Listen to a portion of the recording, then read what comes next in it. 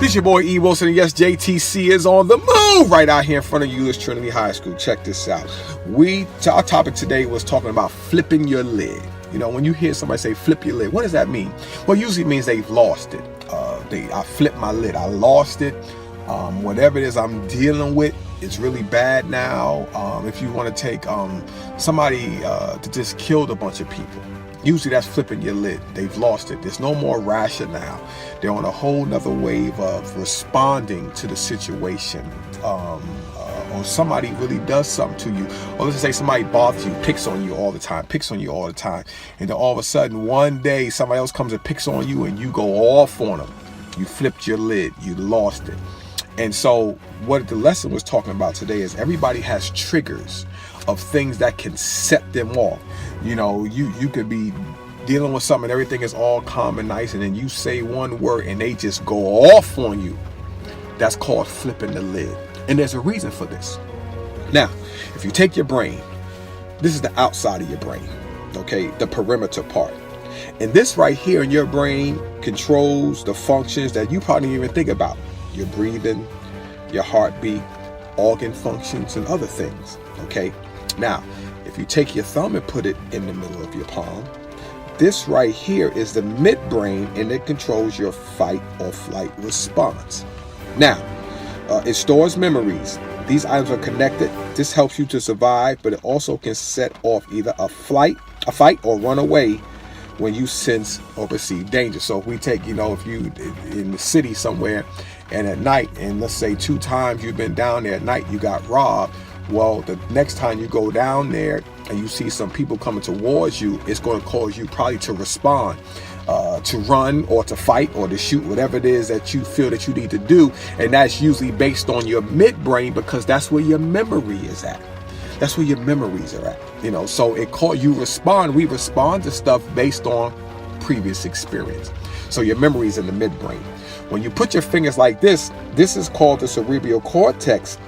And your front of your fingers are your frontal lobe, and this is the only place in your brain that problem solving and decision making takes place. Now, the thing with the students is that this part of the brain doesn't fully develop. Your thinking part, the place where you solve problems and make good decisions, it doesn't really develop fully until your mid-20s. So we're talking about 20 to 26 years old is when that part of the brain fully develops, where the person is now able to better make problem solving and decision making at an all-time high. Now, it says this is why teenagers tend to make foolish decisions. This is how we eventually learn what not to do in life. Those of us who are older, when we look back to our adolescent years, we learn some stuff to say, I can't believe I did that. What was I thinking of? Well, that's because your cerebral cortex, the frontal lobe of your brain, was not developed at that time. And hopefully when you got older, you start making better decisions. Well, when it comes to the youth, because of these adolescent years and these formative years, this can also be dangerous. Is why we hear stories about students who do foolish things that cost them their lives, because this part of the brain has not been developed. This is why it's critical to listen to your parents, and hopefully your parents got some sense, or your teachers or your mentors, those who are around you who are older, that can help you to navigate those years, young people, where your brain is not fully developed. And so we just talked about an illustration real quick. I just said if a guy or a girl or 2 people get into an argument, let's say they were just talking calmly, and then all of a sudden the guy says something to the other guy and it triggers something. This guy loser, he's going off. That all comes from the memory part of the brain. That's an experience. It really don't have nothing to do with the person, but it's what the person said that has set off a trigger to now cause this person to respond. And we said that, you know, if the guy, you know, goes off and then now he hurts the guy, that guy calls the cops. Now they come arrest him. Now he got to go to court, pay all this money for a lawyer. Now he got to go to jail.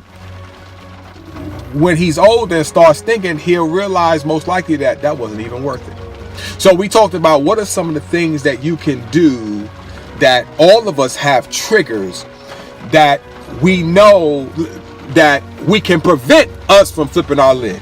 And I'll give a case in point. If you know somebody gets on your last nerve, you already know that when you get around them, they're getting on your nerves. Now, why they getting on your nerves, that's a whole other ballgame. Maybe because in your memory bank, a whole bunch of people got on your nerves.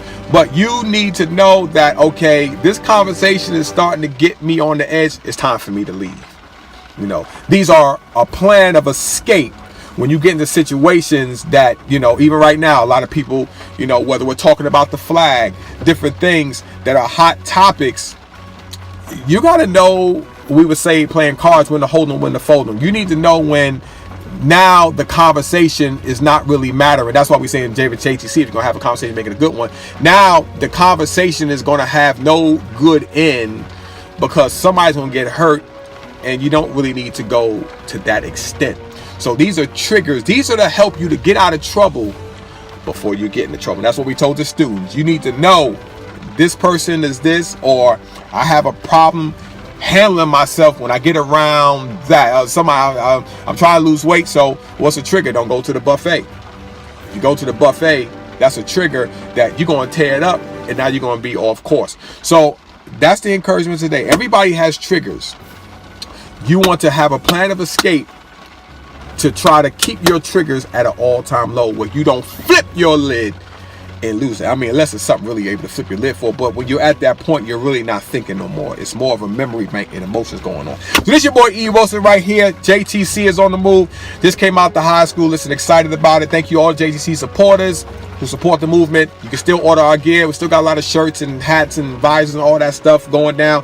We get ready to head out to the Price Daniel unit on November 11th. Over there in Snyder, Texas, and then we should be returning back to the Greater State Penitentiary right outside of Philadelphia, Pennsylvania on November the 17th, and then back in the high school before Thanksgiving. So we got a lot going on JTC X-Change. We're on the move. Shout out to all my TWU family all around the world. Appreciate y'all. We getting ready for the next whatever that's going to come down the pike so we can get the contract now. So it's your boy E.Wilson right here, Euless, Texas, reminding you, if you're going to have a conversation, make it a good one.